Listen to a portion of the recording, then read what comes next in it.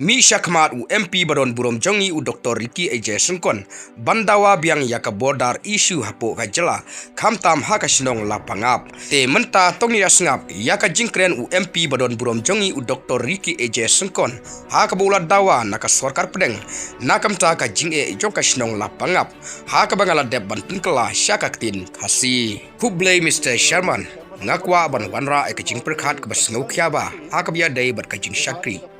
haka biya dei bat kajing e kin nongrep hammegalia dangsian pitip ngala saki yakin nongrep halapangap kabadon ha West Jante Hill District haka bakin nongrep kihap ban kai yakiso naki lingka hapo kajing ada jongki pulit bat kadau kadai namar kajing bomla jongka sorkar pedeng habaro sisnem baru ka sorkar jela ban penbaik ya kane hitip yakre ka kam khaput kabala slembha kabangala dawa maka sorkar pedeng baka sorkar jela kansim thia yakre ka kam bat penbaik yakre ka kam bat kumjuru hadu bakata kanda penbaik ngandawa hitip ngakerpat ka sorkar asam banu wengno ya baro kita ki ketem pulit kibalabu hakito ki jaka bayale persya namar kade ka wanra yak jikting yaki briu jonga. Thank you, Mr. Chairman. I want to draw attention of the concerned ministry regarding the plight of farmers in Meghalaya. Recently, I myself, witnessed the farmers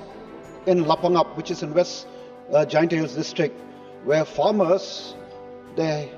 had to harvest their paddy under the protection of the police, and the reason is because of the failure of government, both at the center over the years and also the state, to solve this, this long pending border issue, which I demand that the government at the center of the state take up this matter seriously and resolve this matter. And also, until that is solved, I would demand that I request the government of Assam to remove all those